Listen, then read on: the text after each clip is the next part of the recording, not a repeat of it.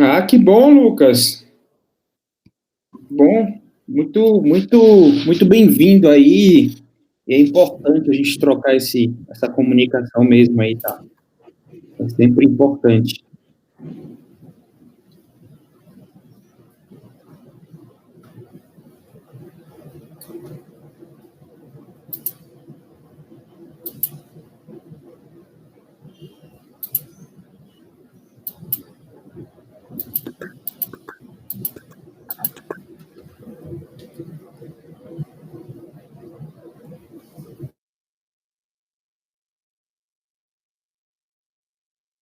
Dando o pessoal acessar e aí a gente vai iniciar.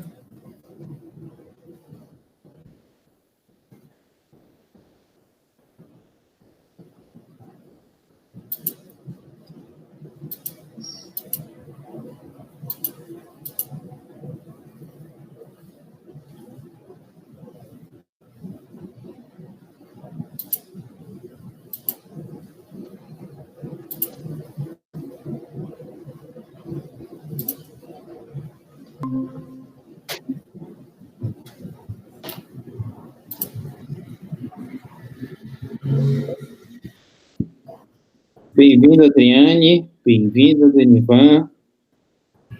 Sejam bem-vindas, tá? Logo mais a gente já vai startar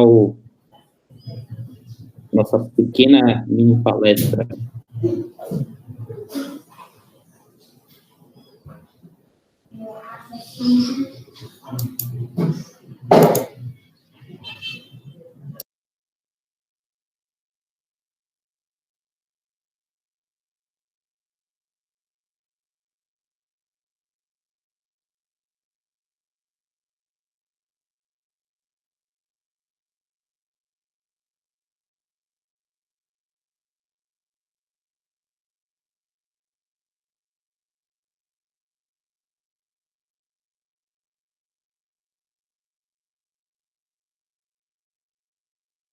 Bem-vindo, pessoal.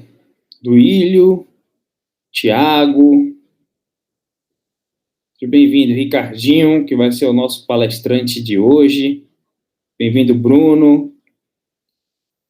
Logo mais a gente já vai iniciar aqui mais um tema importante aí pra gente, tá?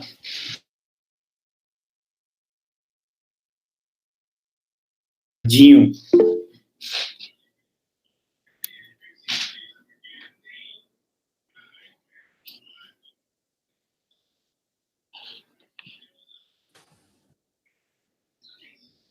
Bem-vinda, Suelen.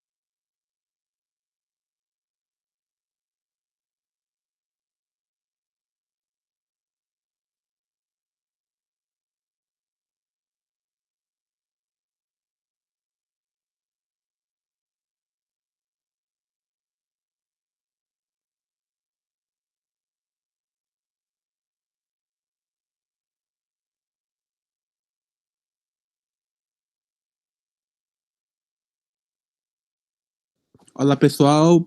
Boa tarde.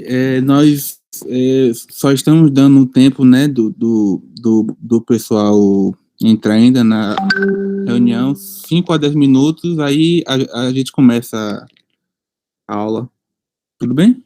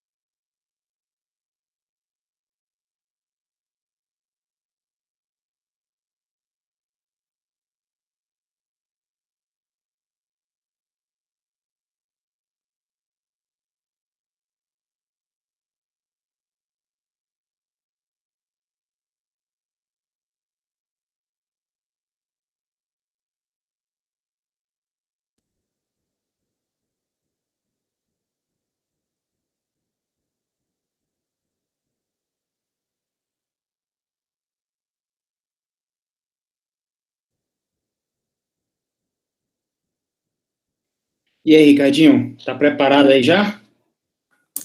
Opa, tô sim, Franklin. Pronto, quando você quiser, fique à vontade aí, apresentar um pouquinho e falar um pouquinho sobre você.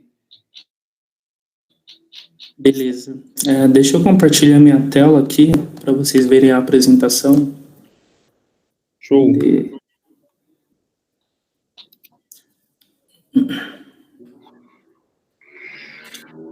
Me falem quando eu estiver vendo a tela. Já estou vendo daqui. Beleza, deixa eu colocar em modo de apresentação. Tá. Pessoal, boa tarde. Meu nome é Ricardo Martins, eu tenho 26 anos, eu sou de São Paulo, trabalho na área de testes há cerca de 3 a quase 4 anos aí. E o intuito desse bate-papo é apresentar um pouco sobre os conceitos de testes de uma API e o objetivo, assim, da conversa mesmo é engajar mais o pessoal, trocar bastante informação, sabe, enriquecer a comunidade. Eu até agradeço aí a Nayara, ao Franklin, por me darem espaço, né, para conversar com vocês, e isso que faz a comunidade crescer, sabe? Eu vejo que na nossa área, assim, de atuação, desenvolvimento, testador, etc., a gente utiliza bastante recursos que são gratuitos, softwares open source e etc. E isso só é possível com essa troca e esse engajamento da comunidade, sabe? Então é isso. Vamos lá. Qual que é a agenda da nossa apresentação? Primeiro, a gente vai falar um pouco sobre a apresentação do GTS-BA. Segundo tópico, o que é uma API. Terceiro tópico, os conceitos de testes de uma API.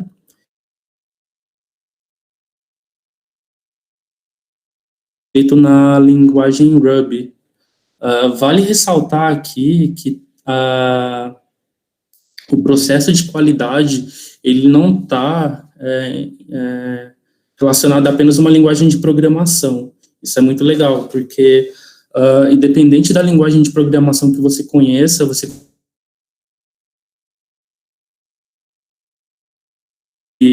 Java, JavaScript, Python, etc. A gente tem uma gama muito grande de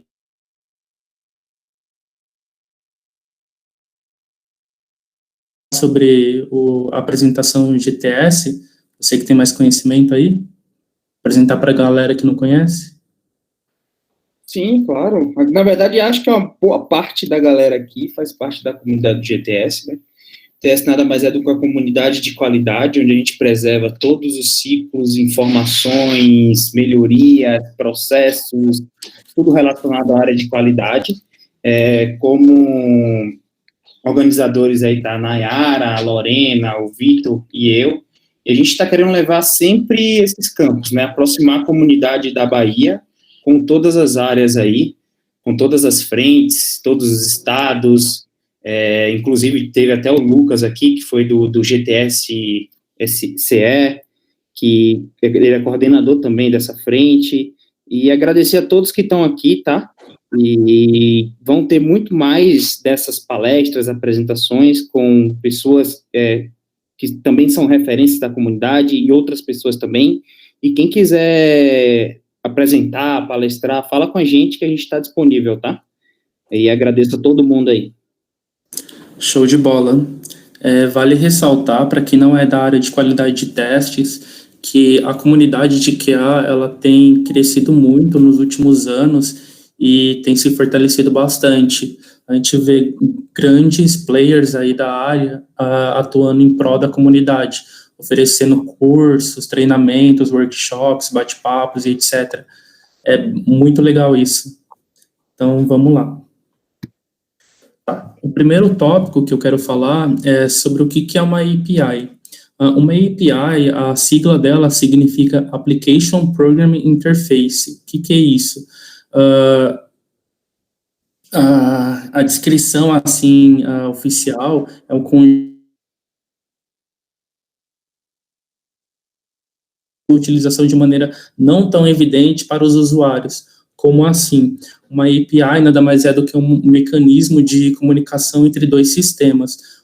Vale ressaltar que uma API não se limita à comunicação entre um servidor e uma aplicação web, por exemplo.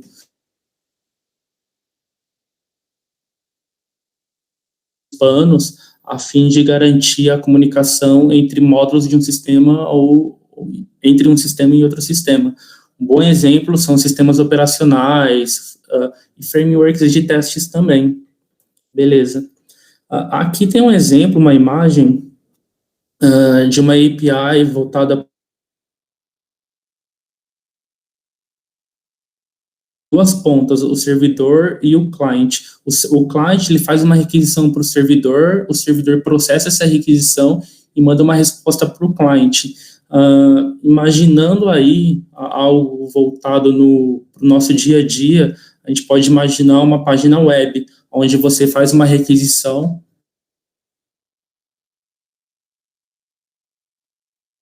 no lado do servidor, e o servidor precisa mandar uma resposta para o browser para notificar o usuário que a operação foi concluída com sucesso ou insucesso e etc. A gente tem esses dados aí, essa mensagem trafegando sempre, quando a gente fala em aplicação web. Tá, mas como que a gente testa isso? Eu vou falar um pouco sobre o planejamento dos testes e sobre a automação de testes. É bacana dizer que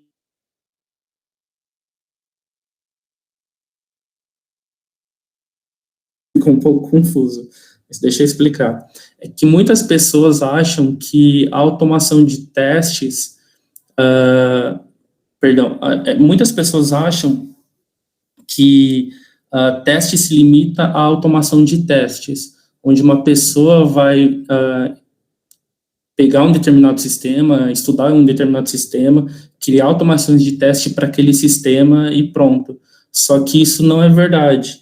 Para você fazer uma automação de teste, algo que faça sentido e traga valor para o cliente, é muito importante que você aplique os conceitos de teste em cima dessas automações, a fim de garantir diversos requisitos e diversos pontos de qualidade que tragam valor para o cliente. Sobre o planejamento de testes, eu gosto bastante de utilizar o conceito de mind maps. O que são os mind maps? São rascunhos onde você vai bolando ideias, fluxos, caminhos diferentes para você conseguir testar uma coisa ou outra. Nesse exemplo aqui, eu coloquei um ponto central. Qual que é o ponto central? Uma API. Numa API, a gente tem diversos tipos de testes. Vou falar alguns de exemplo. Testes funcionais. Os testes funcionais remetem à funcionalidade da aplicação. Abstraindo aqui e pensando num sistema, imagina que a gente tem uma API para listar usuários. A funcionalidade dessa API é fazer a listagem de todos os usuários de uma aplicação. Nisso, eu já consigo montar um fluxo de teste voltado para aquela funcionalidade. Show de bola. E eu posso validar ela da forma como a funcionalidade deveria se comportar. Tá. Aqui eu coloquei alguns outros exemplos de, basicamente, um CRUD, né?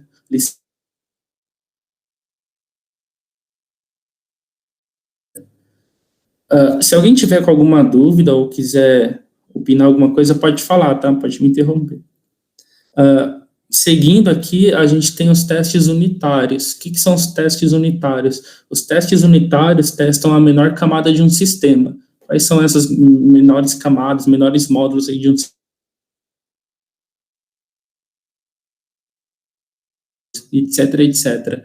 Isso nem sempre fica a cargo do QA testar, automatizar. Às vezes faz mais sentido o desenvolvedor que está desenvolvendo a aplicação, criar esses testes e disponibilizar, dar visibilidade para o QA entender.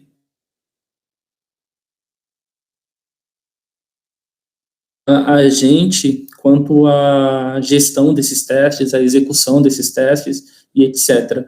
Os testes unitários, eles são bem importantes para garantir que, à medida que o sistema vai evoluindo, vai tendo escalabilidade, nenhuma função antiga foi quebrada por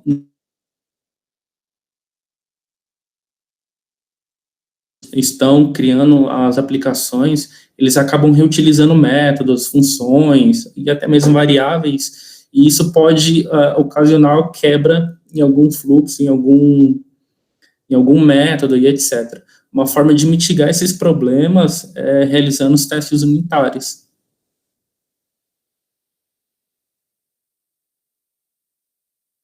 Dados remetem a comunicação o que vai acontecer na comunicação de fato entre os dois sistemas. Nesse exemplo aqui, a gente vai testar uma API, só que uma API, por muitas vezes, ela é consumida por outra aplicação.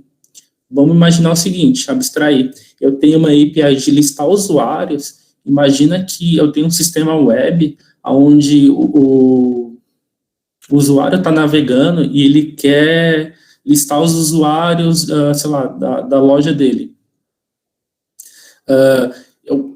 Eu, como testador, eu imagino que eu tenho que fazer os testes tanto na camada do back-end para garantir que aquela API, aquela API está funcionando da forma correta, está disponibilizando todas as informações como ela deveria. Só que eu também tenho que garantir que o front-end está conseguindo se comunicar com o back e está conseguindo exibir as informações da forma como elas deveriam serem exibidas. E tem outro tópico também sobre testes não funcionais. Os testes não funcionais, ao contrário dos testes funcionais, eles validam outras questões da aplicação que não remetem à funcionalidade. Um exemplo, tempo de resposta, quanto de carga ela aguenta, etc, etc. O mundo de testes, ele é muito amplo e você tem diversos pontos de validação, sabe? E isso é bem legal. Ainda falando sobre planejamento dos testes, eu quis aqui destrinchar um pouco a questão dos testes não funcionais, onde a gente um pouco abaixo tem os requisitos de produtos, né, que são os requisitos daquela funcionalidade que está sendo desenvolvida, os requisitos de processo e os requisitos requisitos não funcionais. A gente tem alguns bem importantes aqui, como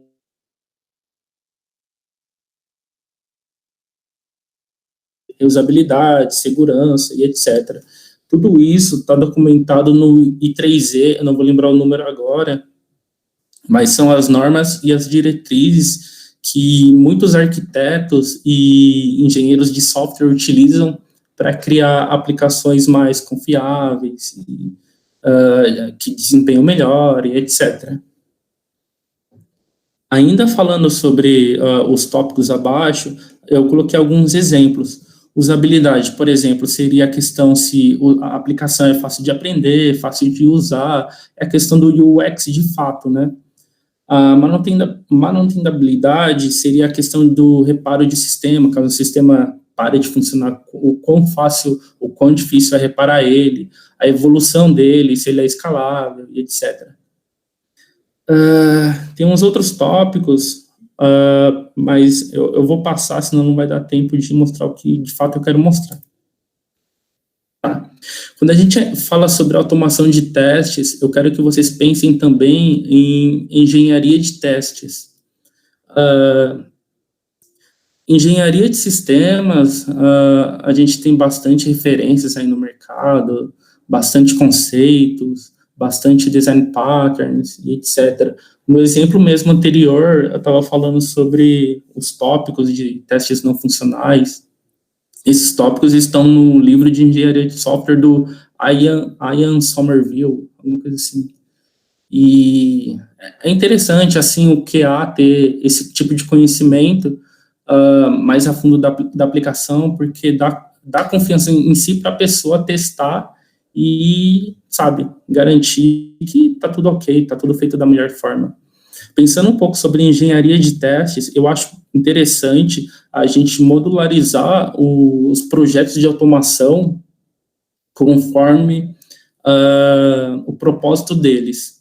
Imagine da seguinte forma: eu tenho uma aplicação web, eu tenho minha aplicação de back-end, eu tenho diversos sistemas web, e tudo isso é modularizado. Não vamos entrar no mérito se foi construído em uma arquitetura monolítica, uma arquitetura de microserviço, mas a questão aqui é que quando a gente deixa os projetos de automação de testes mais rápida, a gente consegue evoluir eles, a gente consegue deixar eles padronizados, desempenhando melhor. Tem diversas coisas boas que a gente consegue segmentando isso. Por exemplo, quando a gente fala em automação de testes, eu sou um projeto de automação de testes API, um projeto de testes de automação de performance, um projeto de testes de automação UI, onde eu posso dividir por um sistema ou outro. E por que não um projeto específico para testes em produção? Eu coloquei também um tópico aqui que é interessante. No mérito de QA, entra mais no mérito de RPA, né? Mas quando a gente pensa em automação, ela é só mais uma das ferramentas que o QA tem para desempenhar sua função de forma mais rápida, sabe? Imagina da seguinte forma: o QA, após cada... ele tem que fazer todos os testes novamente para garantir que nenhuma funcionalidade antiga quebrou. Pensando nisso, ele vai automatizar os testes dele para ter ganho de tempo e etc, etc. Só que, da mesma forma como ele teve esse insight de pensar em automatizar o trabalho dele, ele também pode automatizar o que ele precisa criar para automatizar os testes dele. Por que não, né? Por isso, eu acho que é válido em grandes projetos a gente ter um gerador de automação. Facilita a vida do QA, facilita a vida do gerente de projeto e etc. Tá. Agora, eu vou mostrar para vocês um exemplo aqui prático de um projetinho que eu construí em Ruby. Peço até desculpa, porque ele não está tão completo assim. Vai ser mais para mostrar para vocês o conceito mesmo, tá bom? Eu tenho uma aplicação rodando aqui. Eu criei um CRUDzinho em JavaScript para a gente fazer uns testes. E eu vou testar ele primeiro de forma manual pelo Postman. Para quem não conhece, o Postman, ele é um client free aí que você consegue fazer testes em requisições HTTP, consegue criar validações, consegue criar coleções de APIs. É bem completo, assim, essa ferramenta. Tá. Na minha aplicação, eu tenho um endpoint que faz a listagem dos usuários. Esse endpoint vai ser utilizado por uma aplicação web para fazer a listagem dos funcionários de uma loja. Quando eu mando essa requisição para esse endpoint, ele me retorna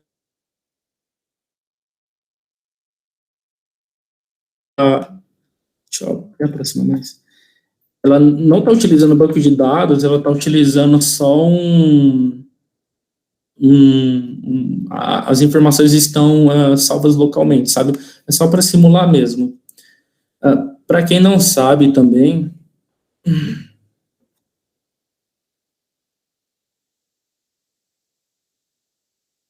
verbos, tem diversos verbos aí que são específicos para cada ação, ou deveriam ser, né, para cada ação que você quer que o servidor te responda. Por exemplo, a gente tem um get, post, put, delete, que são os principais aí, e cada um tem um propósito específico. O get, por exemplo, de forma simples. Se você quer deletar, você utiliza um delete. Se você quer criar um novo registro, você utiliza um post. Se você quer atualizar um registro por completo, você utiliza o put. Quer atualizar o registro de forma parcial, utiliza o patch. Tá bom.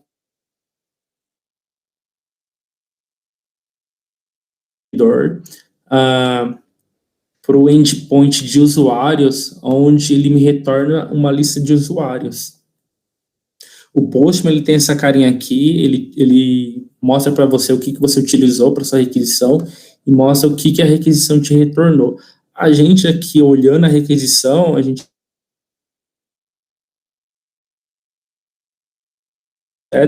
E esse objeto tem alguns atributos: name, password, profissão, ID. A gente tem um total de 4 usuários cadastrados nesse sistema.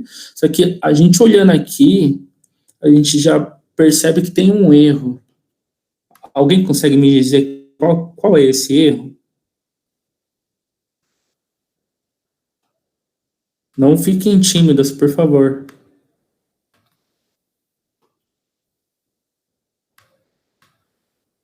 Ricardo, Será que saiu? É a Lorena falando. Oi, Lorena. Gente, eu não me aguento, desculpa. Então, a gente tem feito um padrão das últimas apresentações de deixar para dúvidas ao final, porque fica mais organizado. Então, não te preocupa, vai levando aí. A gente tá falando aqui no chat nossas dúvidas, aí ao final eu tomo um golinho d'água e começa a papear com a gente, pode ser? Pode ser. Vamos lá, então. Tá bom? Fica tranquilo. Tá bom.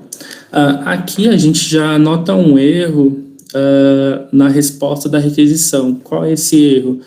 Imagine da seguinte forma: eu fiz uma requisição para o servidor onde eu solicitei a listagem de usuários e o servidor de fato me respondeu no corpo da requisição a listagem de usuários. Porém, se a gente perceber, o status code que o servidor me respondeu foi um 500, e um 500 remete a internal server error. O certo aqui talvez seria retornar um 200 com OK. Tá, mas como que eu vou adivinhar isso? Qual status code remete a qual operação e etc, etc. Tudo isso está documentado, eu acho que está no site da desenvolvedores da Mozilla, algo assim. Você consegue ver qual status code remete a quais operações.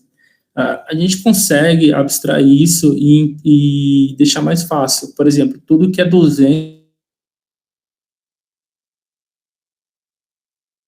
pode ser não autorizado, não encontrado, etc, etc.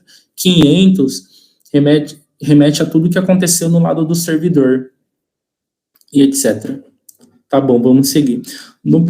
Mais uma coisa, no Postman aqui, a gente consegue escrever testes para a gente já validar essa verdade, onde eu faço as seguintes validações. Primeira, a resposta que o servidor tem, o tempo de resposta que o servidor tem que me dar tem que ser menor que 200 milissegundos. Do contrário, o meu teste apresentaria uma falha aqui no Postman. O segundo teste aqui, 200 com reason ok. E por fim, eu escrevi outro teste aqui, que essa requisição, o servidor deveria devolver para mim um corpo válido, um body válido. Para quem não sabe, no Postman, simples, é bem fácil, assim, sabe? Vamos lá. Tá. Ainda falando sobre a aplicação, eu tenho alguns outros métodos aqui, como atualização de usuário, criação de usuário e a deleção de usuários.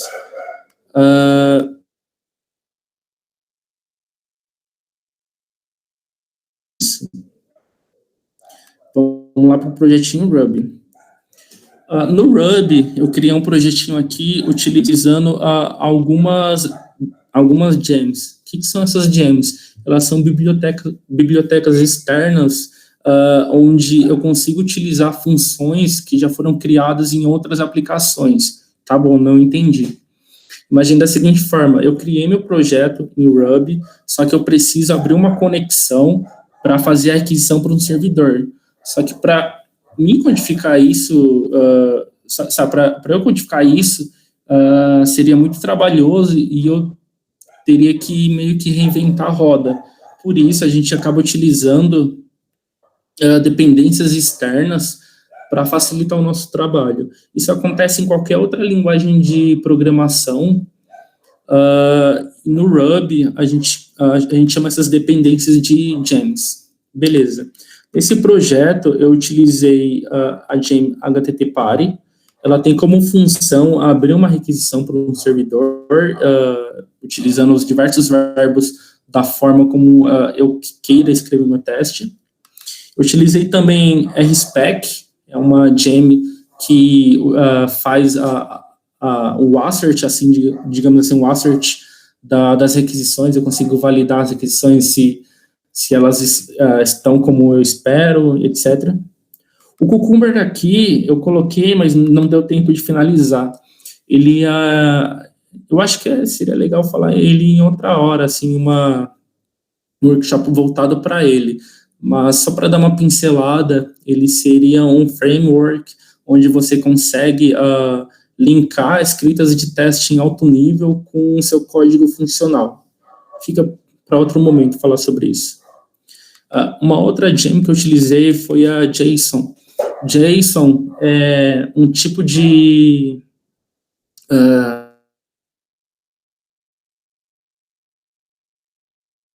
que é transmitido nessas requisições e respostas. A gente tem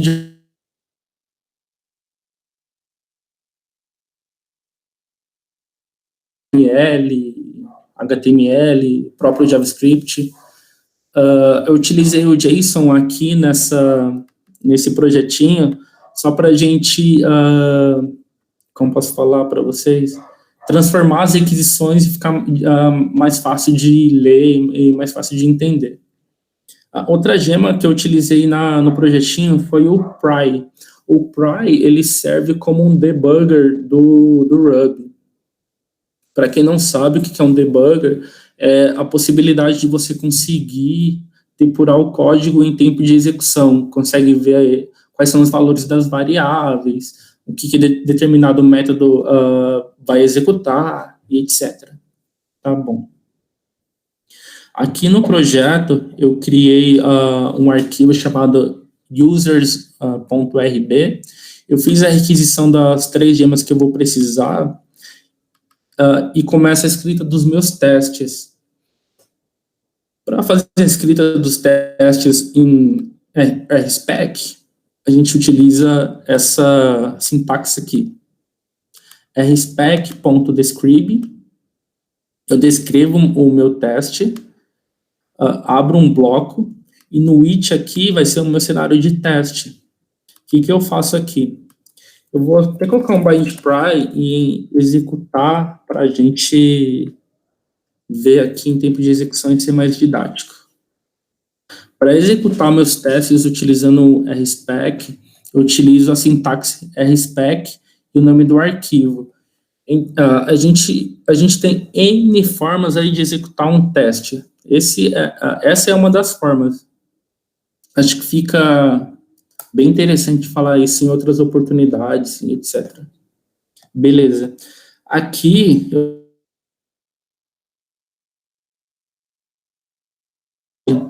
o código foi interrompido onde eu escrevi binding try. Beleza. Qual que é o primeiro passo aqui do meu teste? Eu vou fazer uma requisição, vou fazer um get para /users. O resto eu deixei configurado no arquivo do RSpec, digamos, raiz, assim, para não precisar ficar passando ele toda hora aqui. O que essa execução vai fazer? Ele vai fazer literalmente o que a gente acabou de fazer no Postman, que é abrir uma requisição, abrir uma conexão com o nosso servidor, fazer a requisição e pegar a resposta dele. Show de bola, vamos ver aqui o que acontece. Olha que interessante. O request, ele pertence à classe response do módulo HTTP-Pare. Caso vocês tenham dúvida ou tiverem, sei lá, bastante fome de conhecimento, vocês podem ler a documentação oficial dos frameworks. Isso vai ajudar bastante vocês a entenderem o que vocês estão fazendo, né? O que de fato vocês estão fazendo. Nessa requisição aqui, ele me trouxe o corpo, digamos assim, da minha resposta. É exatamente o que está aqui no post, mas é exatamente o que a API me responde. Tá bom, mas o que eu faria depois disso? Pensando num teste funcional, onde eu faço uma requisição por um endpoint de listagem de usuários, eu vejo que faz sentido a gente aproveitar e fazer alguns testes não funcionais também. Por exemplo, a gente validar se o response code dessa chamada está de acordo com o que deveria ser. Nesse caso, eu consigo acessar o response code indo no atributo code do request. Ele me retorna aqui um 500. Eu sei que 500 não é válido para requisições que estejam ok.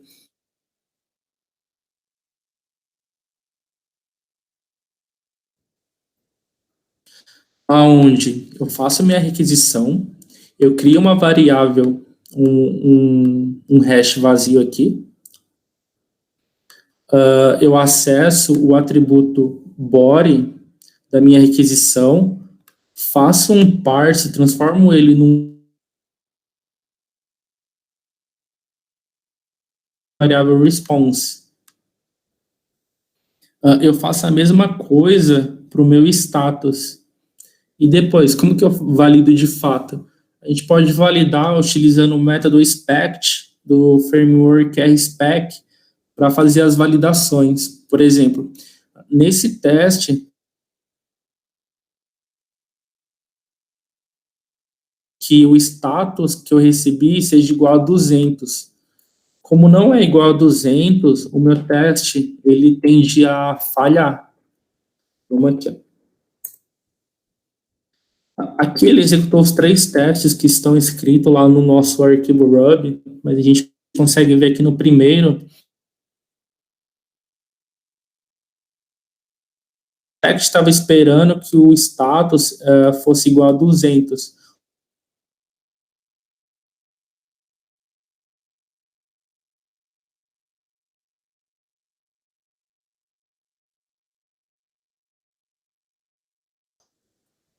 Nesse projetinho aqui, nesse sisteminha que eu criei só para exemplificar alguns conceitos para vocês, é um projeto bem simples, é um CRUD, mas se a gente for pensar em um sistema grande, em uma arquitetura onde talvez o sistema seja construído se baseando em microserviços, a gente tem N possibilidades.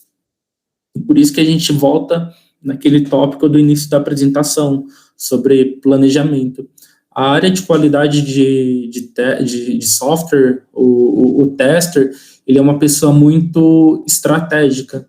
Ele tem que pensar muito em como elaborar seus cenários de testes, em quais são os cenários de testes mais críticos, em como ele vai encaixar essas atividades no tempo hábil dele. Porque se você for pensar nas N possibilidades que a gente tem de testar em N conjuntos, assim, naturezas de testes, funcionais, não funcionais, de performance, testes de contrato, etc., etc., acaba que 24 horas não é suficiente. E por isso você deve ter muito pé no chão e fazer um planejamento consciente, né? Você deve elencar os testes que são mais importantes para aquela funcionalidade, deve escrever o que deve ser feito, o que não foi feito, o que deve ser feito e como deve ser feito, deve ter um backlog, e eu acho que é isso. Acho que é isso, pessoal. Que bom, hein, Ricardinho? Parabéns aí pela apresentação, tá? Deu até uma dor na garganta agora, eu falei muito. Tem um monte de pergunta aqui para você, um monte de dúvida. Sério? Isso, vou começar lendo aqui algumas perguntas. Nossa, eu vou sair, então. É isso, rapaz. Inclusive, tem algumas perguntas com respostas aqui da galera também. A primeira pergunta é, o que é o gerador de automação que você estava falando aí? O que seria isso? Tá, o gerador de automação é um conceito de RPA, onde o time de qualidade pode ter ganho de tempo gerando a estrutura base da automação. Nesse exemplo que eu estou apresentando na tela ainda, tô, né? Sim. Tá. Nesse exemplo que eu dei, para cada teste que eu crio, eu preciso montar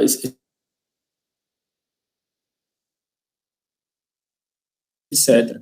Mas pensando num projeto organizado, onde cada método fica em uma classe específica, tudo componentizado, faz mais sentido a gente ter um gerador de automação. O gerador de automação não vai te dar o teste pronto, mas vai te dar o esqueleto para,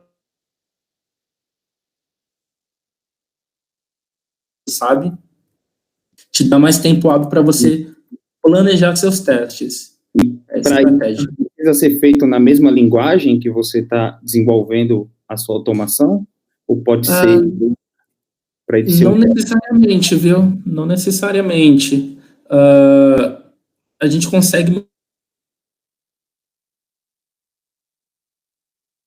que você tiver domínio, fica fácil de criar algo desse tipo. Que bom. Outra pergunta aqui da Lorena. Conheço o protocolo de API REST. Existem outros protocolos para API que podem testar e automatizar? Tá bom.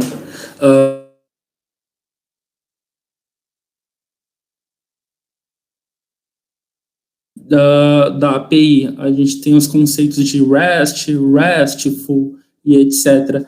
Mas pensando em um sistema, em uma aplicação que utiliza requisições HTTP, a gente teria aqueles verbos que são comuns do HTTP, do protocolo que está sendo utilizado no sistema. Get, post, put, delete, patch e etc. Ótimo. Respondeu essa pergunta, Lorena? Sim, com certeza. Ótimo. Mais do que o suficiente. Que bom.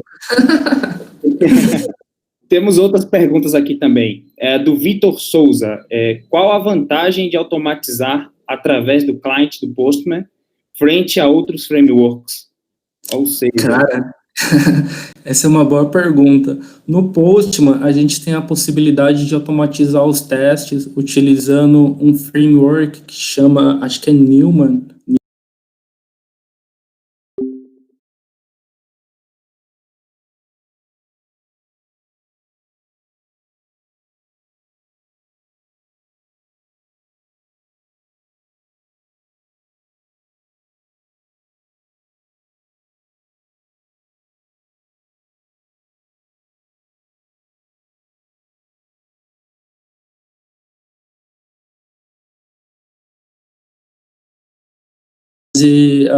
Personalizações que você tem liberdade criando um framework na linguagem de programação.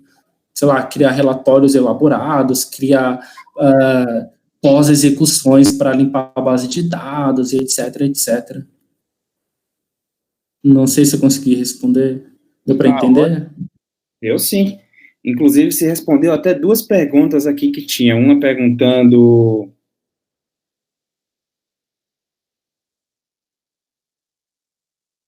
E outra, se eu consigo incluir esses testes do Postman no CI/CD. E aí você acaba... Consegue sim. O Postman, ele é uma ferramenta bem completa. A gente consegue automatizar testes, consegue integrar no CI/CD, consegue criar monitorias, consegue criar documentações. Uma pergunta aqui também. Para o SOAP, um outro protocolo, a gente consegue utilizar as mesmas chains que você mostrou aí para esse tipo de teste? Boa pergunta. Eu não testei ainda uma aplicação SOAP utilizando a Gem. Só vai mudar um pouco a forma como você vai montar suas requisições e validar. Normalmente, uma aplicação SOAP, a gente acaba utilizando como meio de comunicação o XML, que é uma outra forma de montar um arquivo estruturado para comunicação.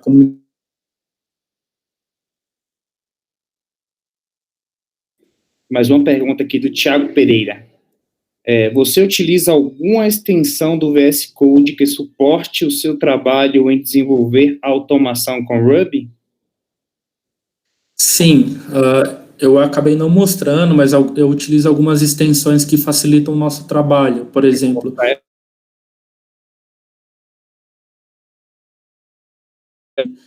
tem outras extensões que acabam facilitando a visualização dos arquivos, como o ícone.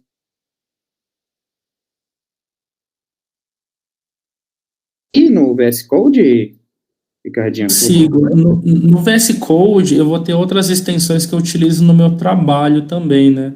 Por exemplo, cadê? Eu tenho aqui algumas extensões que me facilitam visualizar alterações no Git. Eu não entrei no mérito de falar sobre versionamento de código, sobre ambiente de desenvolvimento, porque eu achei que o tempo ia ficar um pouco curto. Mas vale até bater esse papo depois, em outra oportunidade com vocês. Ótimo. Que bom. Temos mais algumas perguntas aqui também. Da Lorena, novamente. A Lorena está cheia de dúvidas hoje, né? Considerando uma API RESTful, devo validar seus retornos me baseando apenas em status code? Não.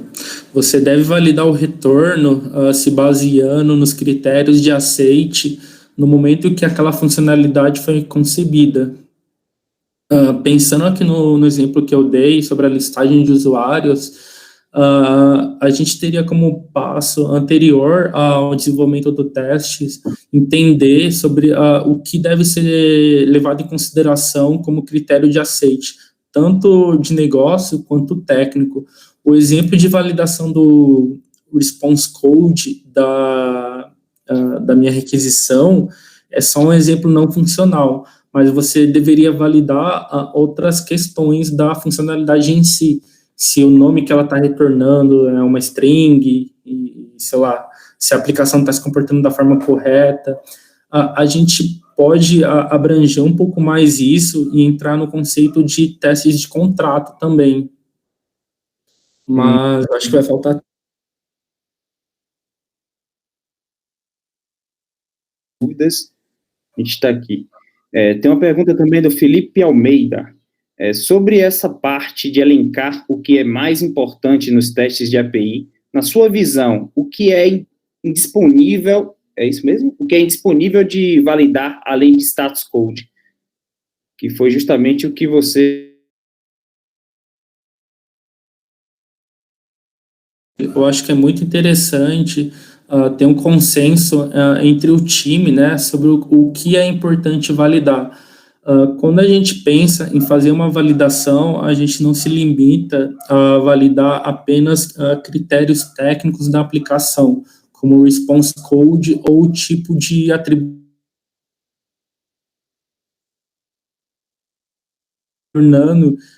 Vai de encontro ao que a funcionalidade tem como propósito. Se minha funcionalidade está retornando mais coisas do que ela deveria, a gente tem um problema. Se ela não está retornando o que ela deveria, a gente tem outro problema. É muito interessante a gente estar em plena sinergia com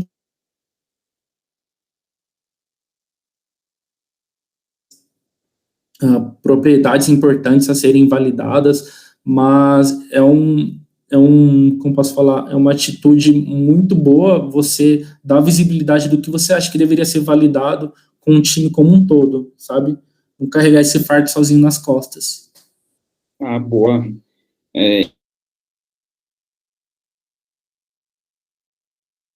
Então, quais pontos você poderia nos falar aqui que a gente precisa ter mais atenção para que a gente consiga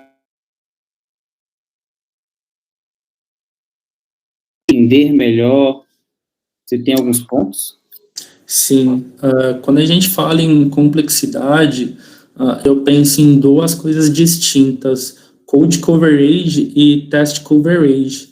Muitas pessoas acham que se trata assim da mesma coisa, né? Mas na verdade não é. Code coverage vai muito de encontro a quanto de linha de código da aplicação está sendo coberta por testes, geralmente testes unitários. E quando a gente fala sobre o conceito de test coverage, a gente vai de encontro a questão de quanto daquela funcionalidade, dos critérios de negócio, critérios técnicos, estão sendo cobertos pelos nossos testes. Como eu falei, o mundo de teste ele é muito, muito abrangente e a gente não pode se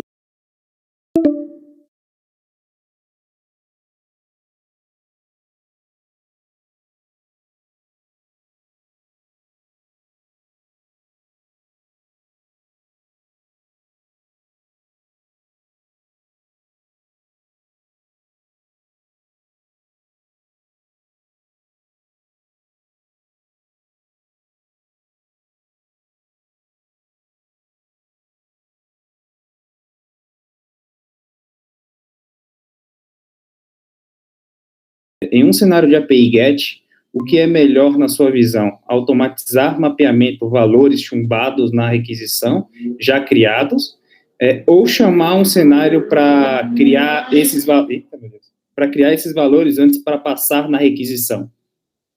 Cara, essa daí é uma pergunta muito boa. Ela vai, como posso dizer, vai depender muito da situação de cada momento. A gente pode ter aplicações que dependem de comunicação externa com outros sistemas de forma. Imagina que a gente tem um sistema onde eu faço uma consulta em um sistema de um cliente, de um fornecedor, etc. E por algum motivo, esse ambiente do fornecedor, esse ambiente externo está indisponível. Eu não posso barrar a validação da minha aplicação, a minha aplicação funcionar. A gente entra numa questão de mocar algumas partes do sistema e, cara, eu acho que vai muito de encontro ao momento do projeto, ao momento do seu trabalho, sabe? A gente tem que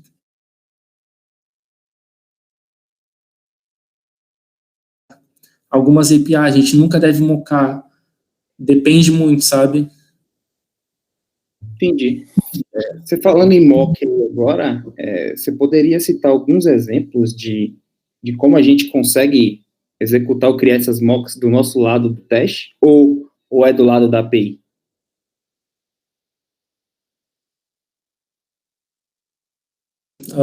Eu vou comentar sobre a que eu conheço. Existe um framework chamado... Nossa, deu até um branco agora. Meu Deus. Tempo. Eu não lembro o nome do framework. Ele gera uma estrutura de mock responses de acordo com o que você espera receber. Pensando aqui, trazendo, né, para esse exemplo que eu dei, da listagem de usuários, o CRUD de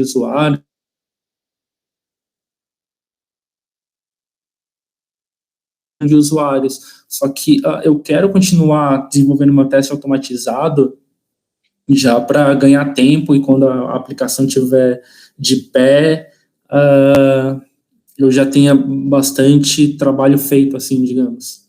Tem alguns aqui que a galera está indicando aqui, o Mockito, o Mokin, o Mountbank, também tem vários, né? Vários que a gente pode utilizar. Valeu aí pela dica. Tem uma pergunta aqui também do Luiz Mazucawa, que se você poderia dar dicas para quem está começando com automação, ele vai focar no UI nesse momento ou nos testes de API? Você aconselha o quê? Se eu pudesse dar dicas para quem está começando na área de automação de testes, eu falaria para ela dar 2, 3 passos para trás e pensar sobre conceitos de testes antes de pensar em automação de fato. A automação de testes, assim, não é querendo menosprezar, mas qualquer pessoa que tem conhecimento técnico em uma linguagem de programação ou em uma tecnologia vai conseguir escrever o cenário, as automações e as validações, mas o que você precisa de fato validar, o que é importante, o que traz valor, isso leva tempo e leva esforço, principalmente atrás de conhecimento. Mas para não dar essa resposta aí muito aberta, eu recomendaria começar com testes de API, que são mais simples, e evoluindo. A stack de QA, ela é muito abrangente. A gente tem, como eu mostrei nos slides, a gente tem N formas de testar uma aplicação, não se limitando apenas no back-end, no front-end, mas tem questões de performance, etc. E à medida que a pessoa vai escalando aí nessa profissão, ela vai adquirindo conhecimentos que são úteis em diversos...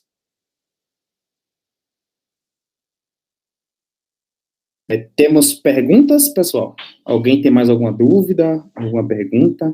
O Ricardinho está disponível aqui para responder todas as nossas perguntas aí. Nossa, estou até sem voz já. A gente agradece aí, Ricardinho, por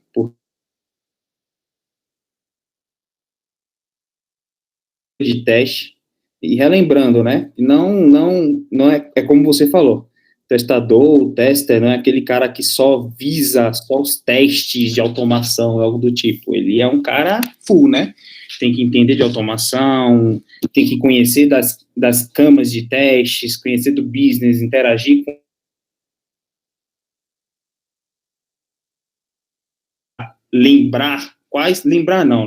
criar quais cenários de teste a gente pode testar, e o momento está aí para isso, né? Muito boa a palestra, muitas palmas, parabéns, Ricardinho, mais uma palestra maravilhosa, parabéns, muito show. Então,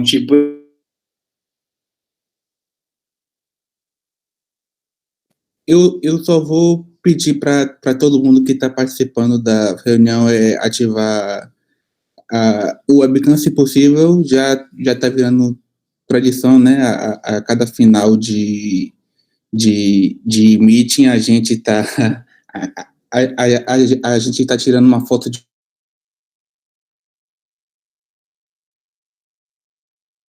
se vocês puderem. Espera aí que eu vou ativar a minha também.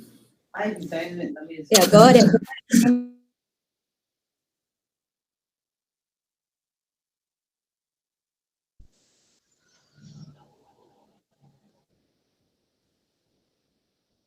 Vamos lá. Em 5, 4, 3, 2, 1. Pronto. Pronto, pessoal. Obrigado, viu? Pela participação de vocês. Obrigado ao Ricardinho.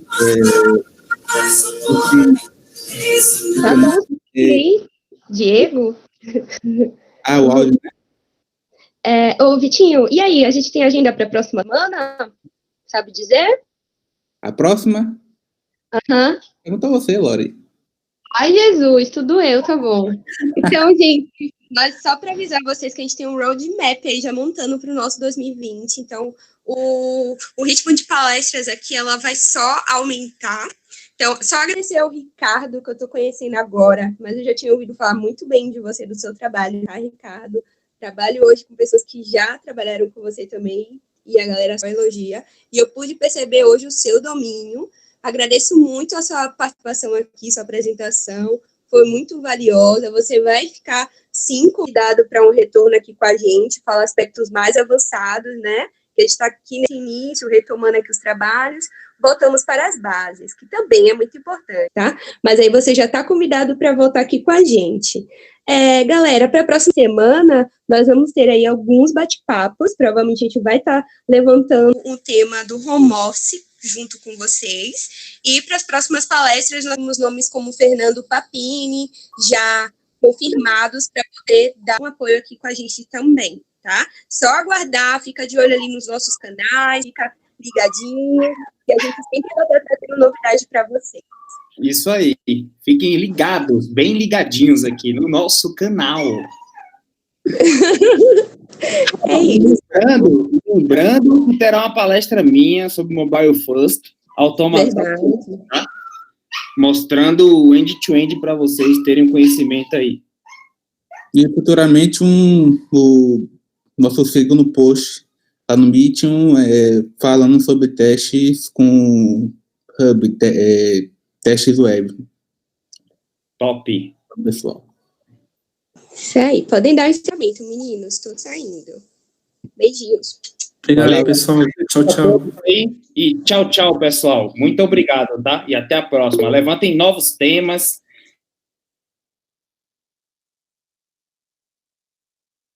Está lá na comunidade. Estamos abertos aí a ouvir todos.